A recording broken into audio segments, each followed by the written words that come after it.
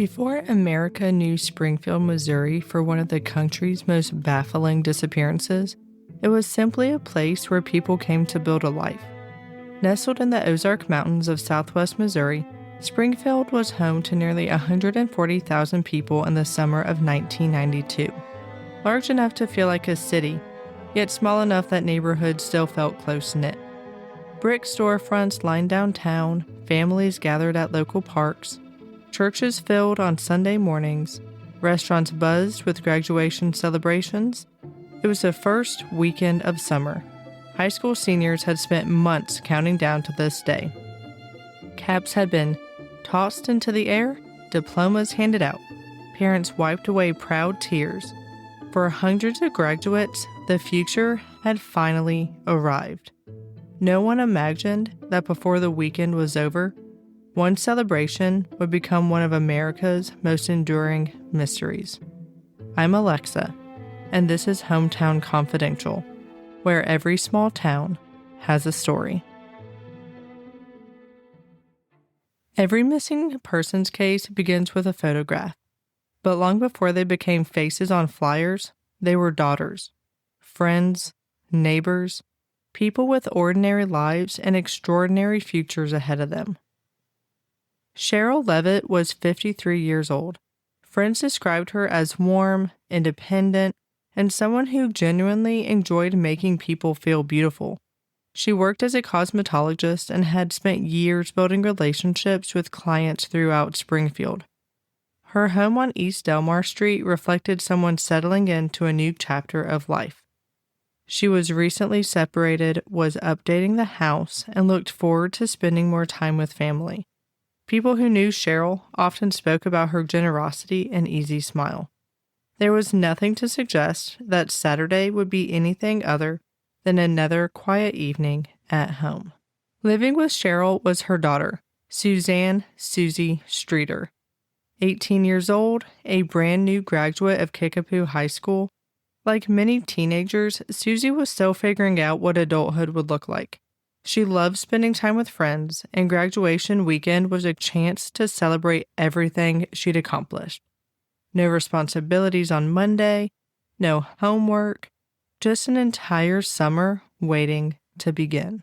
Suzie's best friend, Stacy McCall, shared that same excitement. She'd graduated alongside Suzie only hours earlier. The two had spent years building memories together. According to family and friends, Stacy was dependable, close with her parents, the kind of person who kept plans and checked in if she was running late. Sunday morning wasn't supposed to be complicated. Her family had planned a trip to Branson. She intended to meet them before they left town. She never arrived. June 6, 1992, the graduation ceremony had ended. Now the celebration moved across Springfield. Like many graduates, Suzie and Stacy spent the evening driving from one graduation party to another. Parents hugged their children, cameras flashed, friends promised to stay in touch, music played, photos were taken, people talked excitedly about college, summer jobs, and all the possibilities that lay ahead. Everyone believed they had all the time in the world. Originally, the girls planned to spend the night at another friend's house, but by the end of the evening, the house was simply too crowded. Rather than squeeze in, Suzie suggested they stay at her house instead. It was an ordinary decision, one made without a second thought. Sometime after 2 o'clock that Sunday morning, the girls left the final party and drove to East Delmar Street. It would be the last confirmed time anyone saw them alive. Sunday was already planned. Stacy was supposed to meet her family before their trip to Branson. Friends planned to see Suzie later that day. Neither packed luggage, neither left a note, neither told anyone they intended to go somewhere else. Back home, Sherrill's purse, keys, glasses, and cigarettes remained exactly where they belonged. 3 women, 3 different lives, 3 separate plans for Sunday. None of them would happen. None of them knew it. But the plans they'd made only hours earlier, a family trip, seeing friends, enjoying the first weekend of summer, would never happen. Instead, the last memories their families would have were hugs after graduation and goodnight conversations that seemed completely ordinary. The next morning, friends stopped by the house. At first, nothing seemed unusual. 3 cars sat in the driveway, the television was on. The family dog greeted visitors at the door. Inside, everything looked almost perfectly normal. Beds had been slept in, purses were lined up, money remained inside, makeup, jewelry, keys. Everything someone would normally take before leaving had been left behind. Then someone noticed the broken porch light. The shattered glass had been swept away. At the time, it didn't seem important. In fact, one friend swept up what remained. No one believed they were standing inside what might become one of Missouri's most famous crime scenes. Friends answered the ringing telephone. They moved around the house. They straightened things up while waiting for the women to return. It was an act of kindness, one that investigators would later realize may have unintentionally destroyed valuable evidence. And as the hours passed, one realization became impossible to ignore. Sherrill wasn't coming home. Neither was Suzie or Stacy. 3 women had disappeared without a witness, without an obvious struggle, without leaving behind a single explanation. By Sunday afternoon, the Springfield Police Department faced a question that still hasn't been answered more than 30 years later. How? How does an entire household simply vanish? The first people to realize something was wrong weren't police officers. They were friends. As the morning passed, calls went unanswered. The girls hadn't shown up where they were expected. It wasn't like them. So friends drove to Suzie's house on East Delmar Street. 3 cars sat in the driveway. One belonged to Sherrill, one to Suzie, one to Stacy. No one appeared to have gone anywhere. The front door wasn't locked. Inside, a fan hummed quietly. Everything looked normal. Too normal. Cheryl's glasses rested where she would need them. Suzie's belongings remained untouched. Stacy's purse sat inside with all her personal items. No luggage was missing. No signs anyone had packed for a trip. Friends checked the bedrooms, the bathroom, the kitchen, the backyard. They called out each woman's name again. Sherrill? Suzie? Stacy? Nothing. The house wasn't just quiet, it was empty. At first, they weren't alarmed. Maybe the women had gone out for breakfast. Maybe they'd run an errand. Maybe they left with someone they knew. As the hours slipped away, those explanations became harder to believe. Looking back, one of the investigation's greatest obstacles happened before detectives even arrived. Friends answered the constantly ringing telephone. Some cleaned small messes around the house. One person swept away broken glass from a shattered porch light. Another wiped surfaces. The family dog was taken outside. These weren't careless decisions. They were acts of kindness by people who had no reason to think they were standing inside a crime scene. By the time detectives secured the house, whatever evidence existed may already have been disturbed forever. The Springfield Police Department quickly realized they weren't investigating a runaway or a family that had simply decided to leave town. 3 women had disappeared. from the same home, during the same night. Detectives knew that statistically, cases like this were extraordinarily rare.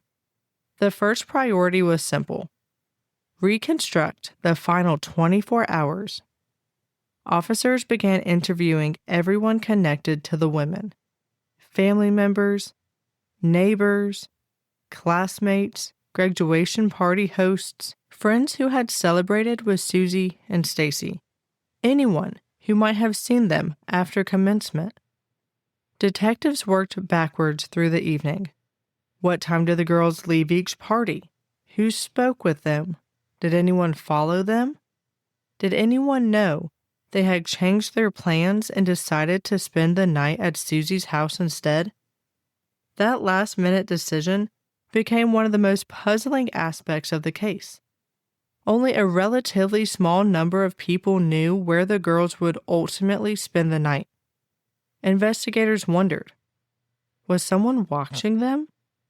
Or was it nothing more than a tragic coincidence? Meanwhile, crime scene technicians searched the house inch by inch. Fingerprints were collected. Photographs were taken. Personal belongings documented. The porch light, the bedrooms, the vehicles. Everything was carefully examined for clues. Yet despite their efforts, investigators found no obvious signs of violence, no forced entry, no clear indication of what happened inside the home. Outside, the search expanded rapidly. Volunteers joined officers in combing nearby fields, wooded areas, vacant lots, and rural roads surrounding Springfield. Search dogs were brought in. Helicopters searched from above. Ponds and drainage areas were checked.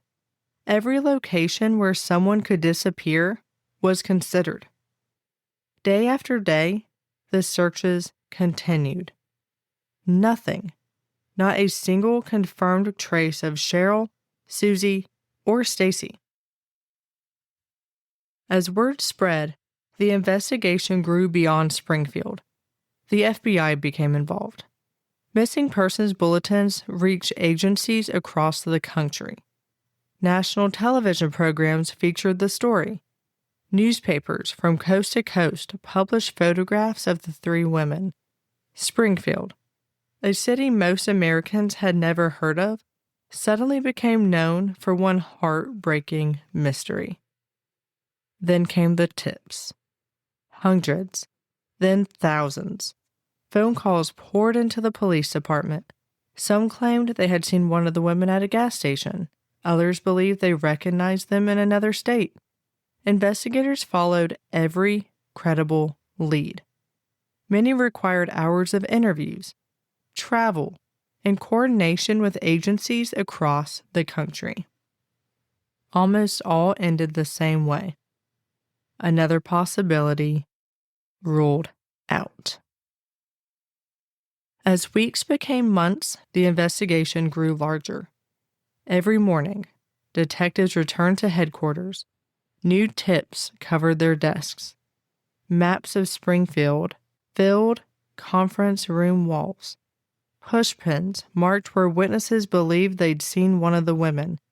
Detectives crossed off one lead only to replace it with another. The map grew more crowded. The answers did not. One tip that has remained part of the conversation for years was a woman later told investigators she believed she saw a frightened young woman driving a green van during the early morning hours after the disappearance. She claimed that the driver looked directly at her, appearing to silently mouth the word, "Help." Before she could react, the van pulled away. Investigators looked into the report, but it came long after the disappearance. No physical evidence could confirm the sighting. Whether it was connected or simply another heartbreaking coincidence remains unknown. As the years passed, theories began to fill the void left by lack of answers. One of the most enduring involved a hospital parking garage. In 2007, during construction of Cox Health's South parking garage, a crime writer claimed that an anonymous tip suggested the bodies of the 3 women had been buried beneath the concrete years earlier. Ground-penetrating radar reportedly identified what some believed could be anomalies beneath the surface. For many, it felt like the first real break in years. But excavating an active hospital parking garage would have been costly, disruptive, and there wasn't enough evidence to justify tearing it apart. No excavation was ever conducted.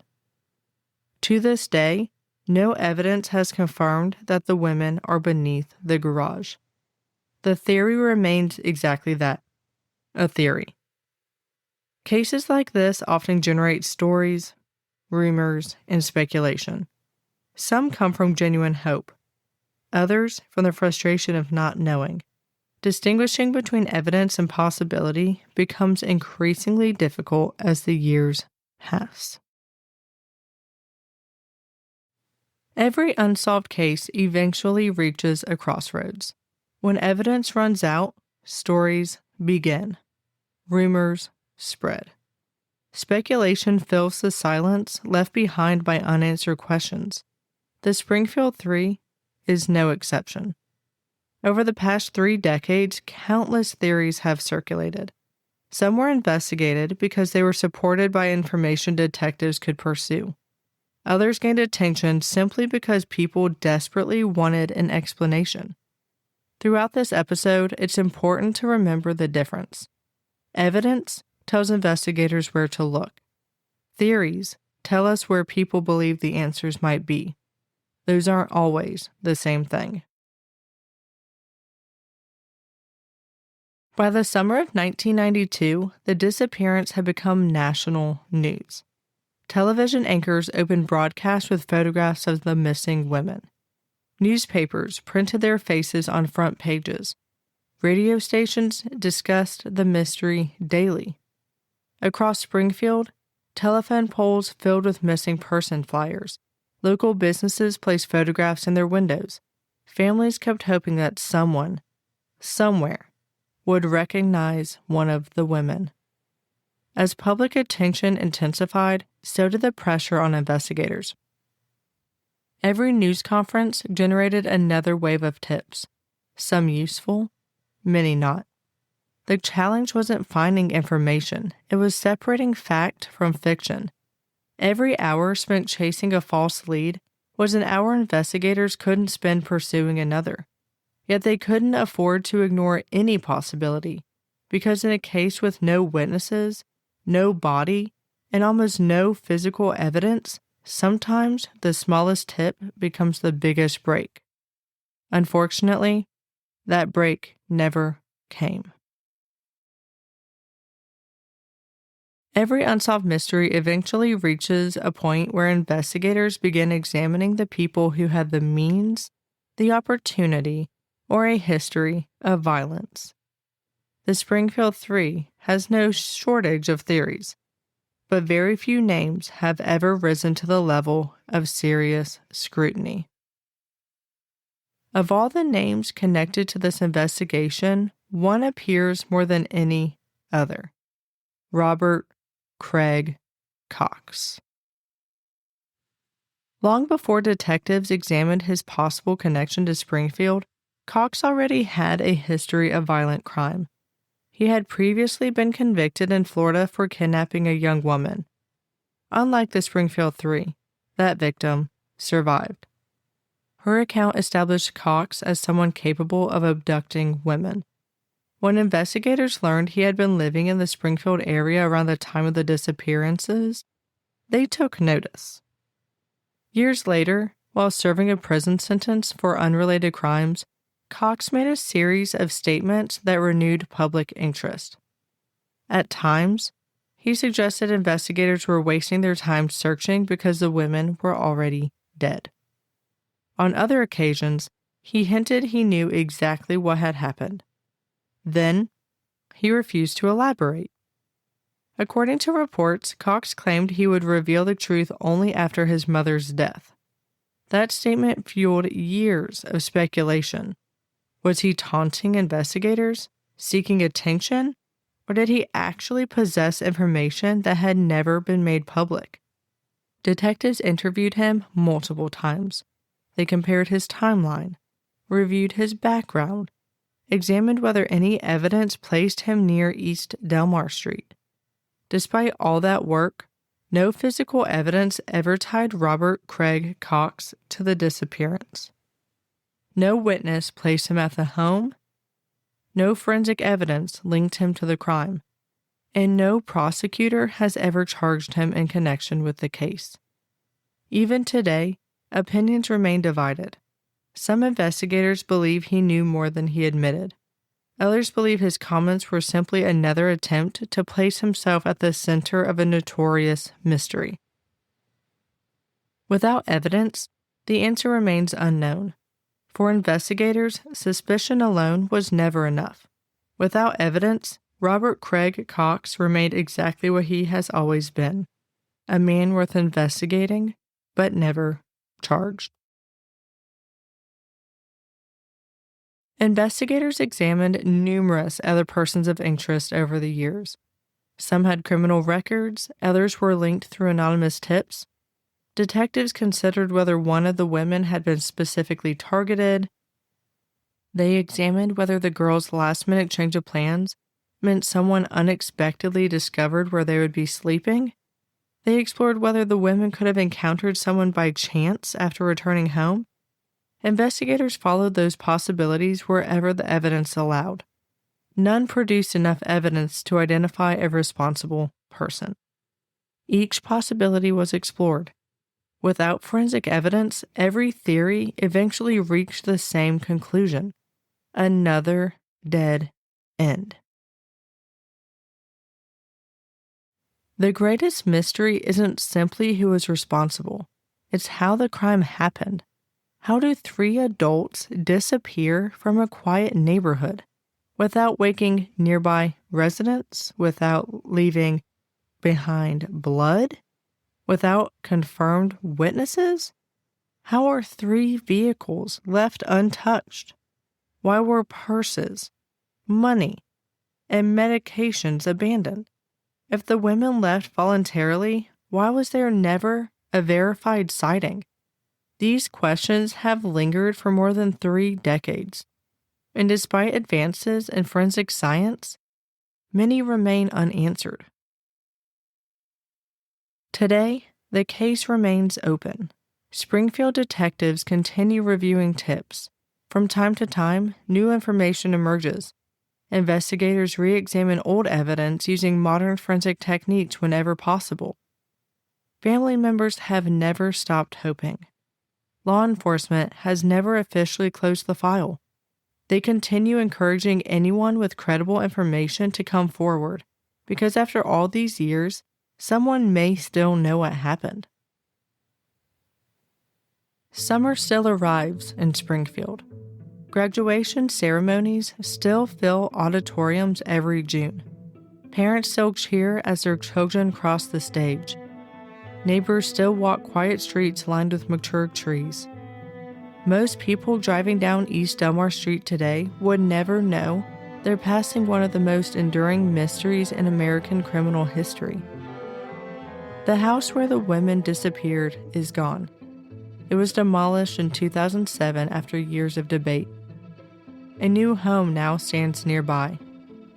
Life moved forward, as it always does. But for the families of Sherrill Levitt, Suzie Streeter, and Stacy McCall, time has never fully moved on. 3 women left behind birthdays that were never celebrated, milestones that were never reached, grandchildren never met, lives that simply stopped. And somewhere, the answer to what happened that June night may still exist. Somewhere, someone still knows what happened inside that house. Maybe they've carried that secret for decades. Maybe they've convinced themselves it's too late to tell the truth. But for 3 families, it's never too late for answers, because every small town has a story, and some stories are still waiting for their final chapter. What do you think happened to Sherrill Levitt, Suzie Streeter, and Stacy McCall? If you have thoughts about this case, join the conversation on our social media. I'm Alexa, and this has been Hometown Confidential, where every small town has a story.